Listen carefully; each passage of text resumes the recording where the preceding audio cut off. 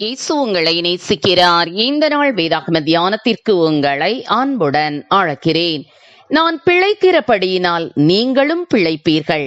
யோவான் 14:19.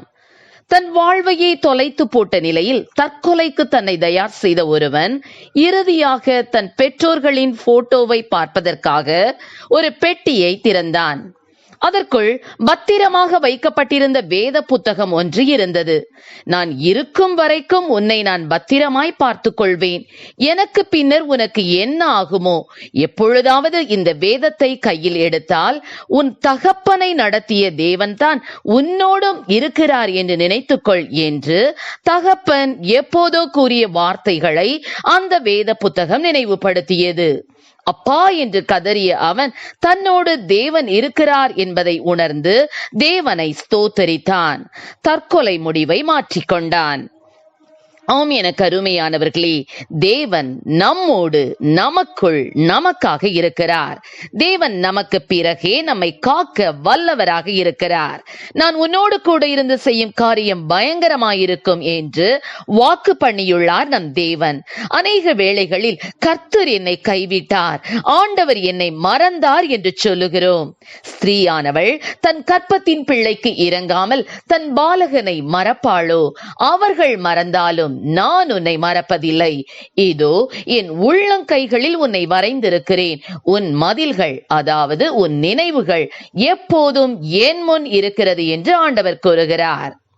அண்ட சராசரங்களை சிருஷ்டித்த சர்வ வல்லமையுள்ள தேவன் நம்மோடு இருக்கும்படிக்கு சுமார் 2000 வருடங்களுக்கு முன்பு மாம்சத்தில் அவதரித்தார் என்பதை அறியும் போது மகிழ்ச்சியும் சந்தோஷமும் நம்மை நிரப்புகிறது. வார்த்தையாகிய தேவன் மாம்சத்தில் வெளிப்பட்டு நம்மோடு வாசம் செய்கிறார். அவர் உங்கள் வாழ்க்கையின் எல்லா சூழ்நிலைகளிலும் உங்களோடு காணப்படுவார். நீங்கள் பாடுகளின் பாதையில் கடந்து செல்லும் போதும், உங்கள் வியாதியின் நேரத்திலும், தனிமையின் நேரத்திலும், உங்கள் தேவைகளின் மத்தியிலும், உங்கள் கண்ணீரின் நேரத்திலும் அவர் உங்களோடு கூட இருப்பார். தேவ பிரசன்னம் உங்களை சூழ்ந்து கொள்ளும் போது உங்கள் வாழ்க்கையில் காணப்படுகிற தடைகள் யாவும் நீங்கும். வேதாகமத்தில் அபிமலேக்கு ஆபிரகாமுக்கு சத்துருவாயிருந்தான். ஆபிரகாம் தோண்டிய எல்லா துறவுகளையும் அபிமலேக்கியரின் ஆட்கள் தூர்த்து போட்டார்கள். ஆனால் ஆபிரகாம் பொறுமையோடு இருந்தான். தேவன் அவனோடு இருப்பதை அவனுடைய சத்துருக்கள் கண்டு கொண்டார்கள். தேவன் ஆபிரகாமோடு இருந்து அவனை சகல விதங்களிலும் ஆசீர்வதித்தார். ஆபிரகாம் கர்த்தரை விசுவாசித்தபடியால் அவனை சிநேகிதன் என்று அழைக்கும் ஒரு கனமான இடத்திற்கு வந்தான். ஆம் பிரியமானவர்களே, இதோ வாசற்படியில் நின்று தட்டுகிறேன். ஒருவன் என் சத்தத்தை கேட்டு கதவை திறந்தால் அவனிடத்தில் நான் பிரவேசித்து அவனோட போஜனம் பண்ணுவேன், அவனும் என்னோட போஜனம் பண்ணுவான் என்று தேவன் கூறியுள்ளார். தேவன் நமக்குள் வாசம் செய்ய நமது இதய கதவை திறந்து அவரை வரவேற்போமாக.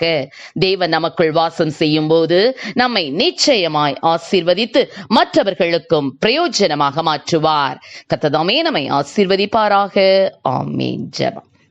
எங்களை அதிகமாக நேசித்து நடத்துகிற எங்கள் அன்பின் பரலோக பிதாவே, இந்த நாட்களிலும் ஆண்டவரே, உம்மை அறிந்த பிள்ளைகள் கூட அநேக வேளைகளிலே ஆண்டவரே பலவிதமான பிரச்சனைகளிலே அகப்பட்ட தவறான கர்த்தாவே தற்கொலை என்னும் முடிவுக்கு நேராய் போகிறதை நாங்கள் பார்க்கிறோம். ஆண்டவரே அப்பா, பலவித விதமான தோல்விகளை நிமித்தமாக, கடன் பிரச்சனைகளை நிமித்தமாக, ஆண்டவரே வேலை இல்லாதது நிமித்தமாக, ஆண்டவரே குடும்பத்திலே கர்த்தாவே கணவன் மனைவியிடையே சமாதானம் ஆண்டவரே அற்ற நிலையிலே கர்த்தாவே தற்கொலைக்கு நேராய் போய் கொண்டிருக்கிற பிள்ளைகளுக்காக உம்முடைய சமூகத்திலே வருகிறோம். ஆண்டவரே சாத்தான் அவர்களை தொடாதபடிக்கு என் தேவனப்பா பிள்ளைகளுக்கு ஆண்டவரே எனக்கென்று என் தேவன் இருக்கிறார் என்று சொல்லி ஆண்டவரே உண்மையிலே விசுவாசம் வைக்கக்கூடிய கிருபைகளை கொடுப்பீராக. இது உலகத்தின் முடிவு பரியந்த சகல நாட்களிலும் நான் உன்னுடனே கூட இருக்கிறேன் என்று சொல்ல தேவனப்பா பிள்ளைகளை ஆண்டவரே நீர் நடத்துவீராக. ஆண்டவரே அவர்களை சமாதானத்தை கொடும், ஆசீர்வதியும்.